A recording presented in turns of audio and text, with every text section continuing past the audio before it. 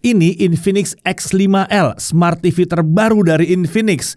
Ukuran layarnya 43 inci, harganya cuma 2 jutaan aja. Tapi walaupun harganya terbilang murah, ini bukan Smart TV murahan ya. OS-nya pakai Google TV terbaru dengan basis Android 14. Penampilannya udah modern, gaya frameless nih. Ada AI powered Hyper Engine untuk pengalaman nonton yang mantap dengan TV ini. Ada juga dukungan untuk HDR dan Dolby Audio. Oke, langsung aja kita bahas Smart TV terbaru dari Infinix ini.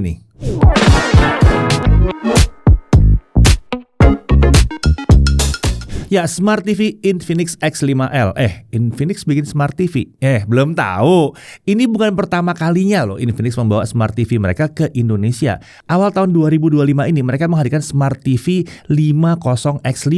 Nah, kali ini yang mereka hadirkan adalah Smart TV yang lebih ringkas ukurannya dan tentunya harganya lebih terjangkau. Oke, mari kita coba kenalan dengan Smart TV baru ini mulai dari isi paket penjualannya dulu. Di dalamnya tentunya ada unit Smart TV, lalu ada 2 set stand lengkap dengan baut-bautnya, ada kabel power, ada remote Bluetooth loh ini ya, lengkap dengan baterainya, serta ada paket dokumen. Nah, Infinix menyebut Smart TV mereka ini pakai desain frameless yang berarti frame layarnya itu tipis banget ya. Nah, saat kami ukur tebalnya cuma 0,7 cm aja di sisi kiri, atas, dan kanan. Di dasar TV itu ada lampu indikator yang bisa menyala merah saat TV dalam keadaan standby.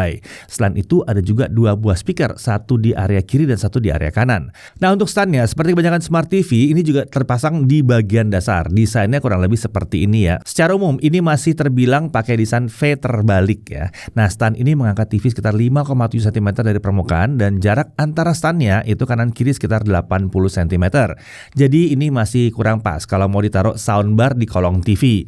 Tapi kalau mau pakai speaker yang ringkas dengan desain yang cup gitu ya, masih bisa ditempatkan di kolong sini. Nah, beralih ke sisi belakang, terlihat ada area yang agak menonjol. Di sisi kiri area tersebut ada konektor AC input, sementara konektor I/O ada di sisi sebaliknya. Nah, untuk mounting ke stand atau ke dinding, di sini ada loh lubang mounting dengan ukuran 200 x 100 mm untuk masang di bracket ya. Nah, untuk dimensinya, tanpa stand adalah 95,5 x 55,6 x 8,58 cm. Kalau dengan stand jadi 95,5 x 61,3 x 20,4 cm. Untuk spesifikasinya, layarnya tentunya 43 inci, resolusinya Full HD 1920 x 1080 pixel, refresh rate-nya 60 Hz, backlight-nya pakai LED.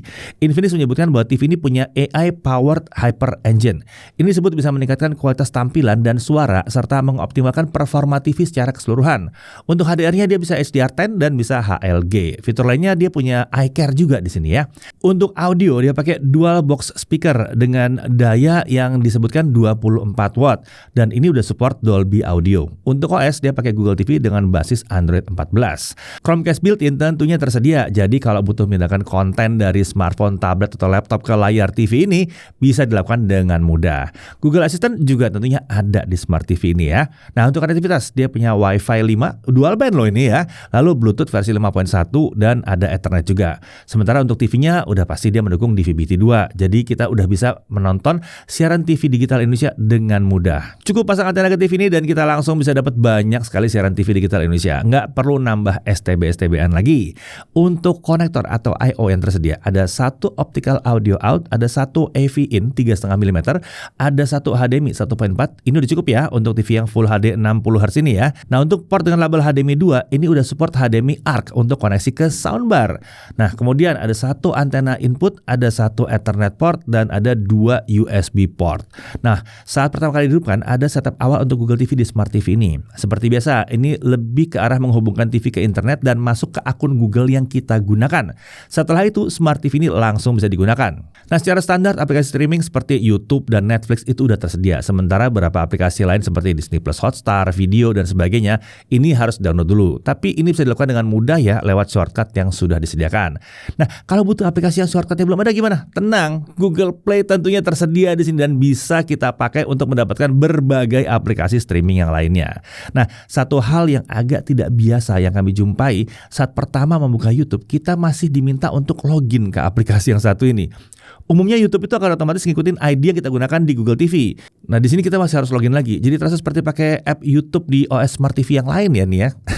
Oke, bagaimana kalau kita manfaatkan HDMI-nya? Kedua port HDMI di TV ini udah support resolusi 1920 x 1080 pixel 60 Hz. Nah, kalau untuk HDR bagaimana? Saat kami coba dengan laptop Windows, opsi HDR belum bisa kami gunakan. Tapi saat kami coba masang STB Google TV yang mendukung HDR ke TV ini, HDR-nya bisa dikenali dengan baik. Jadi dukungan HDR memang tersedia di TV ini, tapi mungkin memang belum kompatibel dengan Windows 11 aja.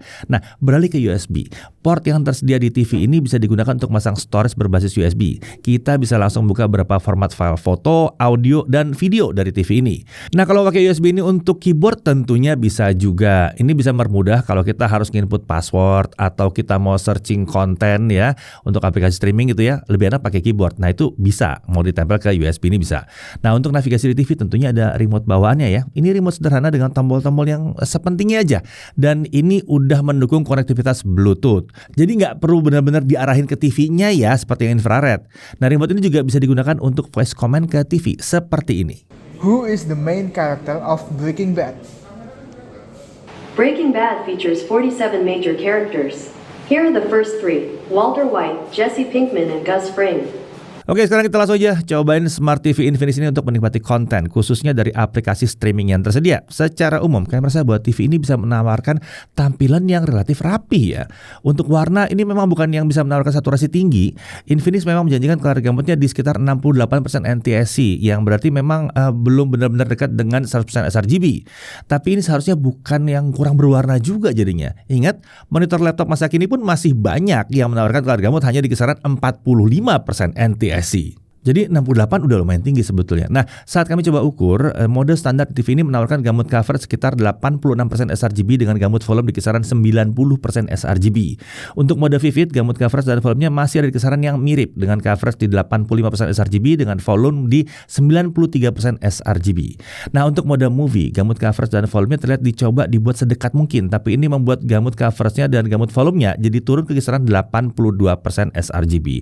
Jadi secara umum, saturasi warna yang ditawarkan TV ini terbilang sekedar mencukupi lah ya, tapi bukan berarti yang tidak berwarna atau kelihatan wash out banget, enggak juga. Sudah terbilang memadai terutama untuk kelas harganya. Nah, kalau kita bicara soal kecerahan atau brightness layar ya, baik di mode SDR maupun HDR, brightnessnya ada di kisaran 280 nits. Ini masih cukup wajar untuk Smart TV kelas terjangkau seperti ini. Tapi memang TV ini jadi memang belum pas untuk dipakai di ruangan yang terlalu terang, seperti ruangan dengan jendela yang besar di siang hari yang tembus matahari gitu ya. Kurang pas, tutup aja gordennya. Nah, untuk kontras dan kedalaman warna gelap ini sekedar mencukupi aja lah ya. Memang kita belum bisa berharap kontras yang tinggi-tinggi amat di sebuah TV yang terjangkau seperti ini. HDR juga setidaknya tersedia lah di sini. Belum yang terasa super cemerlang dengan tingkat kecerahan yang tinggi, tapi ini sudah cukup menawarkan tampilan HDR yang relatif rapi dengan warna yang cukup terjaga. Nah, untuk viewing angle ini menarik ya. Kami tidak merasakan adanya pergeseran warna yang sampai mengganggu. Memang masih ada sedikit pergeseran warna dan kontras kalau kita lihat dari sudut miring ya itu ya. Tapi cuma sedikit aja, nggak sampai yang mengganggu banget. Oke, lalu apakah TV ini punya upscaler? Infinix memang tidak menyebutkan secara spesifik mengenai upscaler ini. Tapi kalau kita coba muter konten 720p di sini, maka kami merasa bahwa konten masih tidak tampil pecah-pecah atau seperti pakai resolusi yang terlalu rendah. Ya, tapi memang ini bukan yang bisa tampil super tajam ya, karena Full HD di 43 inci memang bukan yang punya kerapatan pixel super tinggi. Bagaimana dengan MEMC atau fitur yang bikin jadi semuanya rasanya seperti 60 Hz itu? Nah, ternyata TV ini memang tidak punya MEMC. Jadi dia tidak bisa membuat konten tampil seakan menggunakan frame rate yang tinggi. Tapi seharusnya nggak masalah ya. Kita jadi dengan mudah bisa menikmati konten dengan frame rate yang sesuai dengan kontennya. Ya, jadi nggak yang 30 fps dipaksa naik ke 60 juga. Ya, rasanya jadi agak aneh sebetulnya. Ya, jadi kalau nonton video-video yang sinematik gitu ya, tetap normal aja. Nggak perlu setting-setting lagi ya. Oke, sekarang mari kita bahas audionya. Kita merasa bahwa TV ini lebih menonjolkan mid dengan sedikit bass yang cukup terasa. Sementara untuk treble itu rasanya agak kurang di sini. Untungnya suara yang dihasilkan tuh masih terbilang rapi. Separasi tentunya bukan yang luar biasa hebat ya, sekedar mencukupi aja, dan ini memang wajar untuk untuk konfigurasi 2 speaker seperti ini. Secara umum untuk audio ini terasa sudah mencukupi untuk sebuah TV di kelas harga 2 jutaan. Nah, kalau butuh audio tambahan, TV ini kan mendukung output optical digital audio. Bisa pakai ARC atau pakai Bluetooth juga bisa ya. Jadi bisa tuh nambah speaker yang lain. Nah, bagaimana dengan pengalaman navigasi di TV ini? Sayangnya kami masih merasa bahwa navigasi TV ini belum yang mulus-mulus amat. Terkadang lag-nya bisa terasa ya saat dalam navigasi di menu maupun dalam aplikasi. Tapi ya lagi-lagi ini cukup wajar karena TV ini memang disebut hanya memiliki RAM 1 GB saja. Oh ya, semua menu pengaturan di TV ini pakai bawaan Google TV ya. Tapi ini juga membuat menu pengaturan picture dan sound tampil sebagai overlay. Kita bisa melihat langsung efek pengaturan yang kita lakukan di sini. Jadi ini benar-benar TV yang menunya beres. Kita tidak perlu nutup dulu aplikasi streaming saat mau mengubah setting tampilan atau suara di TV. Oke, lanjut lagi. Kita coba main game sekarang ya. Sayangnya TV ini memang belum mendukung fitur game yang modern ya seperti ALRM dan VRR. Tapi game mode tentunya tersedia. Memang kita harus aktifkan manual kalau kita mau main game. Kalau kita tidak aktifkan game mode-nya, memang masih terasa ada sedikit input lag. Tapi memang bukan yang sampai luar biasa mengganggu. Lagi-lagi ini wajar mengingat post processing di TV ini memang sebetulnya nggak terlalu banyak juga. Sementara dengan game mode aktif, input lag-nya akan jauh berkurang, membuat gaming jadi terasa lebih nyaman tanpa ada lag yang mengganggu. Ya paling nggak ada lah modenya ya. Secara umum, gaming di TV ini tentunya bisa aja, khususnya untuk gaming AAA atau game indie ini sudah memadai. Oke, untuk konsumsi dayanya, untuk SDR di mode Vivid dia butuh daya sekitar 45 sampai 46 watt.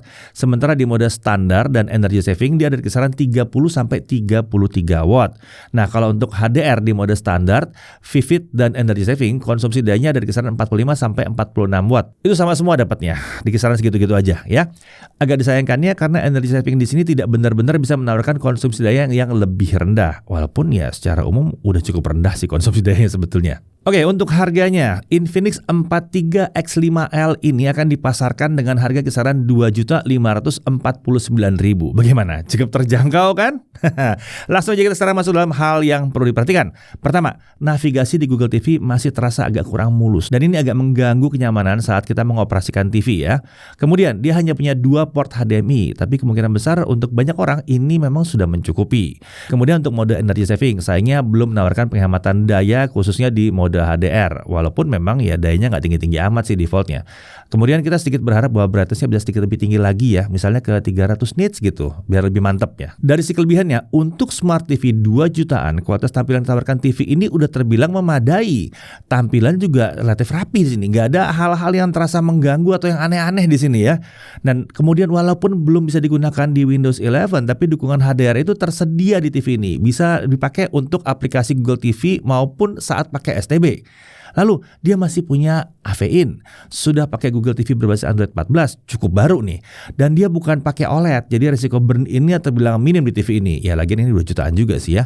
Lalu kemudian ya jelas dia udah siap untuk TV digital di Indonesia. Dan penampilannya juga lumayan keren. Ya, Infinix 43 inci X5L ini sebetulnya bisa jadi pilihan yang menarik untuk yang mencari Smart TV terjangkau dengan ukuran yang ringkas. Apa yang ditawarkannya terbilang memadai untuk Smart TV di harga 2 jutaan. Memang fiturnya belum bisa dikatakan banyak banget, cenderung fitur-fitur yang basic sih sebetulnya. Tapi untuk yang mencari Smart TV di kelas harga seperti ini ya, fitur yang melimpah mungkin bukan jadi hal utama yang perlu diperhatikan. Harusnya kita lihat lebih ke arah layar yang menawarkan kualitas memadai sesuai dengan harganya. Jadi secara umum, Infinix X5L yang satu ini adalah sebuah Smart TV yang sangat layak untuk dipertimbangkan. Saya Deddy Irfan, Jakarta TV.